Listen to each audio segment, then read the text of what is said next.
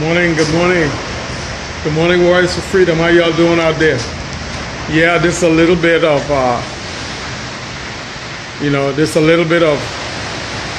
back at work at Christmas, and this is what behind me on my break. So I just want to take a time out there and just let you guys know that I had a great Christmas. I'm grateful for my family. I'm grateful for everything that I've been blessed with and the miracles that God's performed. I spent some time with some great friends, and it's almost become, it's like a Christmas tradition. And so I thank God for all the gifts that He's given me and all the blessings and words cannot even begin to explain. Okay? Now, guys, today I want to give some tips or some advice, okay, for Christian addicts out there, for which I like to call my warriors for freedom. So I want to just cover a couple of things with you guys this morning, not too aggressively, but just some advice, okay? Some things that's helped me through the years and my growth and my recovery, and help Sue and I. And I hope these things help you to continue to make it through this Christmas and through this holiday season, which at times can be a very trying time for a lot of sexual addicts or addicts in general. So I just want you to know that there's hope. I just want you to know that you're not alone. I just want you to know that amazing things are happening in your life in 2018 coming up. I speak that over you, and I decree that now, okay? But here's some advice, okay? Advice number one, be present. Live presently. Live for the next 24 hours, okay?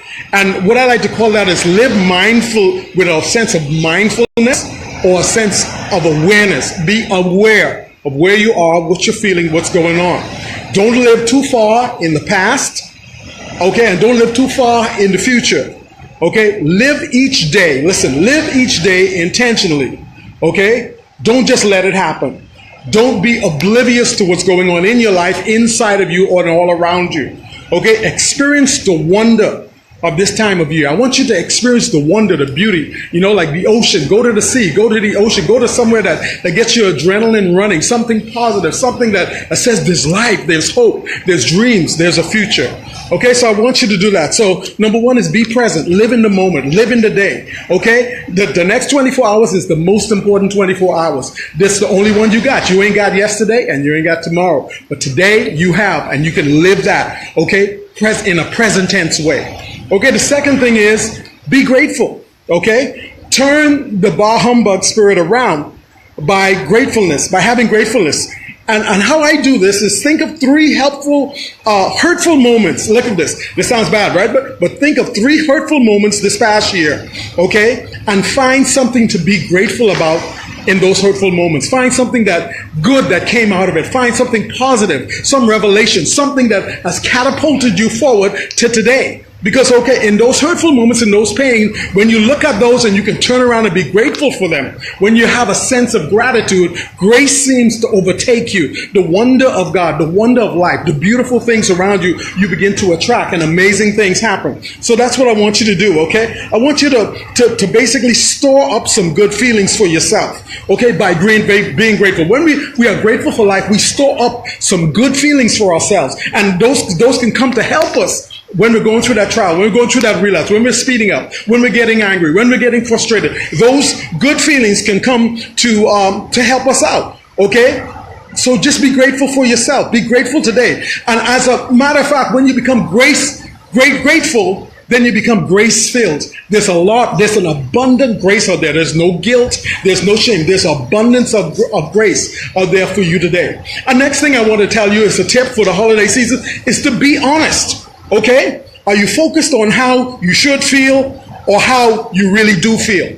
Don't be focused on how you should feel. Be focused on how do you really feel. And again, that's kind of like being in the moment, but you're being focused on how you feel, not how you should feel. Because the devil can lie to you. Circumstances, negative people and situations can vomit and throw up all of you. And the next thing you find yourself just avoiding and not being honest. So be honest and transparent. Okay? When you're honest about what we are feeling spiritually and emotionally, okay, we then can take the right steps to deal with things versus evading them. So we don't invade the realities. We don't invade the challenge. We don't evade the challenging person or circumstance or situation or divorce or impending divorce or something that we just don't want to really be honest about and accept. So when you live in this place of honesty, okay, this will help you okay, when you least expect it. Okay, relapse can happen if you stress, if you fight, if you defend yourself, and then all of a sudden you need the drug, whether that drug is sex, whether that drug is pornography, whether that drug is alcohol, whatever that drug, your drug of choice might be, you could end up finding yourself in that place. So that's tip number 3, okay, or advice number 3. Advice number 4, take responsibility, okay? And taking responsibility basically means having a plan. Have a plan. We addicts are crafty and we're sly. Okay, we're slick. We can outslick ourselves. You know what I mean? We outslick the slicker. And then we outslick ourselves. And the Bible says, be not deceived, God is not mocked. Whatsoever man sows, that shall he also reap. We know, okay, just what situations trigger us. Subconsciously, we know exactly what trigger us. Okay, we know the parties that trigger us. We know the bedrooms we go in that trigger us. We know the people that trigger us. We know the friends that trigger us. So take responsibility ahead of time for your desires, your choices. Make up your mind, okay, not to blame anybody else, but to take responsibility. It's a decision that you can make today. Anticipate well-meaning friends and sex addicts. Anticipated well-meaning friends who want you to drink. Anticipated well-meaning friends that invite you to the wrong circumstances that's gonna just trigger you all over the place. So you want to already have your mind made up.